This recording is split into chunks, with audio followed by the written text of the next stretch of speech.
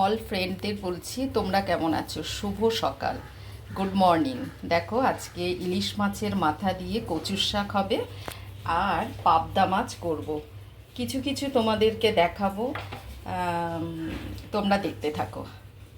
গ্যাসে বসিয়ে দিলাম কচুটা জলে, এবারে সেদ্ধ 1 মগ জল দিয়ে দেবো। এবারে ঢাকনা চাপা দিয়ে দেব, সেদ্ধ হোক। কচুটার মধ্যে একটু লবণ দিতে ভুলে গেছিলাম, লবণটা দিয়ে দিলাম। ইলিশ মাছের মাথাতে না মানে শুধু লঙ্কা দেব, কাঁচা লঙ্কা। ইলিশ মাছের মাথাতে পেঁয়াজ টেয়াজ কিছু চলবে না, এমনি রসুন দিই, কিন্তু রসুনও দেব না, শুধু কাঁচা লঙ্কা আর একটু জিরে বাটা। আর এই দিকে টিফিন করব পাস্তা, দেখতে থাকো। পাস্তাটা বাইরের তো, তার জন্য একটু ধুয়েই আমি প্রেশারে একটা সিটি দিয়ে নেব, কারণ ধুয়ে নেওয়া ভালো। দেখো প্রেশার কুকারে পাস্তাটা সেদ্ধ বসিয়ে দিয়েছি। এদিকে চাল নিয়ে নিলাম, এবারে ধোবো। দুটো গ্যাসে দুটো বসিয়ে দিয়েছি। দেখি কচুটা কতটা কি হলো, এবারে একটু উল্টে দেব। আমাদের মিনিকে দেখো, ওকেও টিফিনটা দিয়ে দিলাম। খাও, খেয়ে নাও, তারপরে জল খাবে, জল পাশে আছে, খেয়ে নাও। তারপরে এবারে চেয়ারে বসে ঘুম লাগাবে আমাদের মিনি। দেখো কচুর শাকটা একেবারে নুন দিয়েছি তো তাড়াতাড়ি মজে গেছে, একদম নরম হয়ে গেছে। এখন চাটনিতে ছেঁকে রাখবো। একটা ডিম দিয়ে দিলাম, ঝুরি ঝুরি করবো, পাস্তাতে বেশ ভালো লাগবে খেতে। একটু নুনও দিয়ে দিয়েছি, তেলও দিয়ে দিয়েছি। আর একটাই দিয়েছি, কারণ ব্রেকফাস্টে ডিম সেদ্ধ খাবে তো, তার জন্য এই একটাই দিলাম।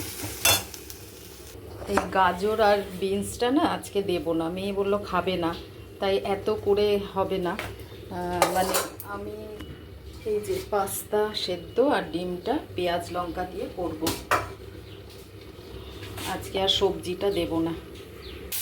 লঙ্কা পেঁয়াজ ভাজা করছি, বেশি কিছু মশলা দেব না। কচুটা স্টেনারের মধ্যে দিয়ে দিলাম, জলটা ঝরে যাবে। এদিকে একটু নুন দিয়ে দিলাম, পেঁয়াজটা একটু নরম হয়ে যাবে পাস্তা। আমি সব অল্প অল্প করে দেখাচ্ছি, তোমাদের যদি কোনো অসুবিধে হয় তাদের কমেন্টে জানিও। দেখো আমি পেঁয়াজের মধ্যে কাঁচা লঙ্কার মধ্যে সেদ্ধ করা যে পাস্তাটা আর ডিম ঝুড়িটা উপরেই রেখেছিলাম, তার দিয়ে দিলাম। এবার একটু টমেটো সস দিলাম, দিয়ে নাড়িয়ে চাড়িয়ে একটু, মিষ্টি তো এর মধ্যেই আছে, মিষ্টি দেব না, আর অল্প একটু নুন দেব। ব্যাস সিম্পলভাবে করছি, দেখতে থাকো, সঙ্গে থাকো। একটু নুন লাগবে, নুন একটু মিষ্টি আমি দিয়ে দিলাম, নুনটা আগেই দিয়েছি, এখন মিষ্টি দিলাম। পাস্তাটা হয়ে গেছে, দেখো খুব সুন্দর হয়ে গেছে। এদিকে আমি ভাত বসিয়ে দিয়েছি। আমি না দুবেলা ভাত করে রাখি, কারণ একবেলাতেই রান্না করি, আর সময়ও হয় না, আর গ্যাসটাও বাঁচে। গ্যাসের কত দাম বলো। দেখো মেয়ে বিছনা গোছাচ্ছে, কিন্তু মেয়েকে দেখানো যাবে না। তোমরা এরকম বর্ষার সময় কেউ এরকমভাবে ঘরের মধ্যে দড়িটা নিয়ে শুকোতে, আমি শুকোতে দিই, তাড়াতাড়ি শুকিয়ে যায়। আর সিঁড়ির মধ্যে এরকমভাবে মেলে রাখি।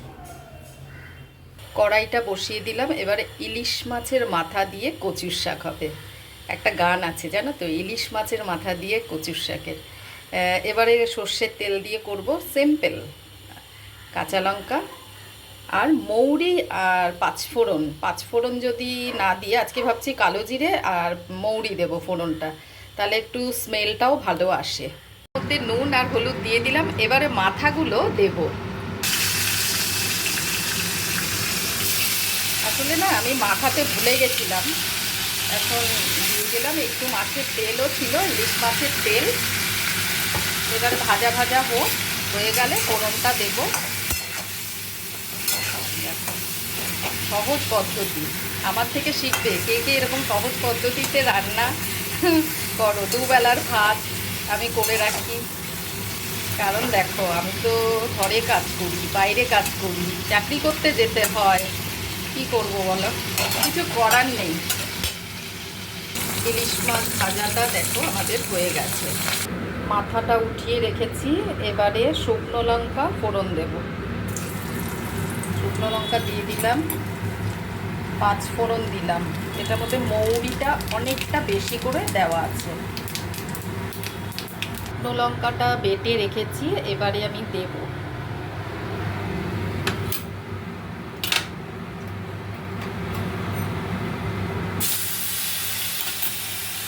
2 চামচ মতন দিলাম। এবারে নুন, হলুদ, মিষ্টি সব দেবো, তারপরে কচুর শাকটা দিয়ে দেবো।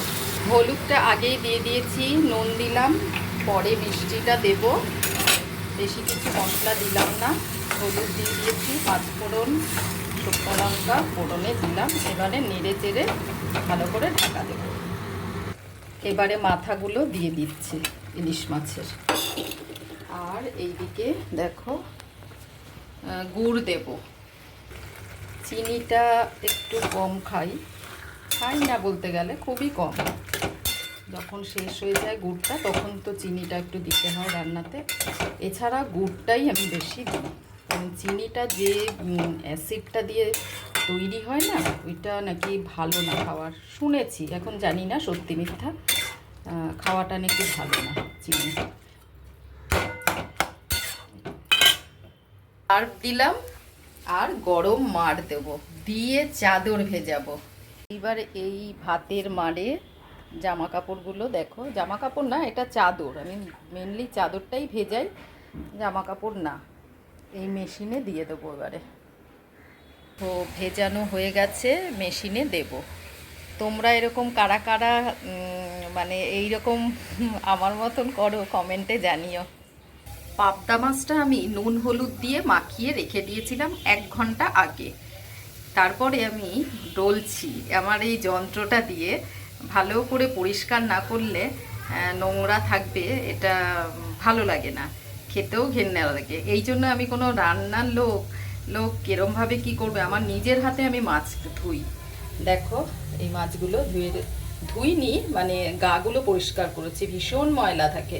এইদিকে কচুর শাক থেকে তেল বেরিয়ে গেছে, মানে হয়ে গেল পুরো রেডি কচুর শাক। দেখো মাছ পরিষ্কার হয়ে গেছে। একটু নুন হলুদ মাখিয়ে রাখলে বেশিক্ষণ টাইম লাগে না, একদম গায়ের যে ময়লাটা পরিষ্কার হয়ে যায়। নুন হলুদ দিয়ে মাখিয়ে রাখলাম, এবারে ভাজবো।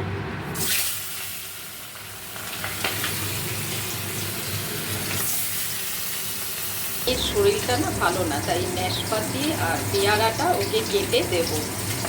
চিমনিটা চলছে তো তার ভীষণ আওয়াজ। একটাতে মাছ বসিয়েছি মানে ভাজছি, আরেকটাতে তেল দিয়ে অল্প করেই তেল দিয়েছি, কারণ মাছ ভাজার তেলটা আবার দিতে হবে। এখানে মশলা কষাবো আমি, চটজলদি দুটো কড়াইতেই তাড়াতাড়ি হয়ে যায়, করে নিই। দেখো এইটাতে মশলা কষিয়ে দেবো, শুধু কালো জিরে আর কাঁচা লঙ্কা, অল্প একটু পেঁয়াজ আজকে দিচ্ছি, পেঁয়াজ আর টমেটো।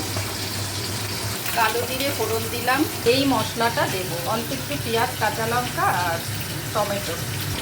এটাতে নুন, একটু গুড় দিয়েছি, দেখো 1 ফোঁটা হলুদ। এবার মশলাটা কষুক। দেখো লঙ্কার গুঁড়ো অল্প একটু, জিরের গুঁড়ো, আর এই দিকটায় এই যে এটা ধনের গুঁড়ো দিয়ে এবার মশলা দিয়ে কষাবো। 12টা 20 বাজে সকাল। এইবারে কাচাকাচির দিকে আসবো, মেশিনে ঢোকাবো, কাচবো। একটু গরম গরম কাচলে কি পরিষ্কারটা ভালো হয়। মাছ ভাজা আমার হয়ে গেছে, অনেকটাই তেল বেঁচেছে। ভাজার পর দেখো এতটা তেল বেঁচেছে, এই জন্য আমি এখানে অল্প তেল দিয়ে আগেই মাছের যে মশলাটা কষিয়ে নিচ্ছি। এবারে তেলটা দিয়ে দেবো, তেলটা দিয়ে দিলাম। এবারে একটু কষুক, আর এই কড়াইয়ের মধ্যে আমি জলটা গরম করব। মাছের পাতলা করে ঝোল করব, কারণ দুবেলা। আর এই দিকে দেখো মশলাটাও কষুক। এবারে কাঁচার দিকে যাই। কাঁচা স্টার্ট করে দিয়ে মেশিনটা চালাচ্ছি।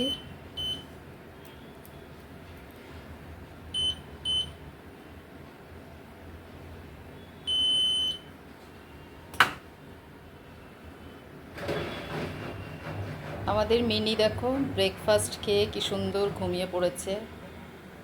আবার দুপুরবেলা আমরা যখন খাবো ও খাবে। জলটা দিয়ে দিলাম, দেখো একটু পাতলা করেই করব, কারণ ডাল তো করিনি। আমাদের হাজব্যান্ড আবার একটু পাতলা ঝোল খেতে ঝোল লাগে, আমার মেয়েরও তাই আমারও তাই। আমার শাশুড়ি আবার বেশি ঝোল পছন্দ করে না। কাঁচা শুরু হয়ে গেছে। এবারে কত মিনিট লাগবে জানো চাদর কাচতে? এই যে 1 ঘন্টা 45 মিনিট লাগবে, যেহেতু আমি গরম জলে ভিজিয়েছি। এই 30 মানে টেম্পারেচার। কাছাকাছি হতে থাকুক, এইবারে রান্নাঘরও পরিষ্কার করতে হবে। আরও একটু কাজ আছে, ওগুলো করে নিই। মাছগুলো এবারে ছাড়ছি।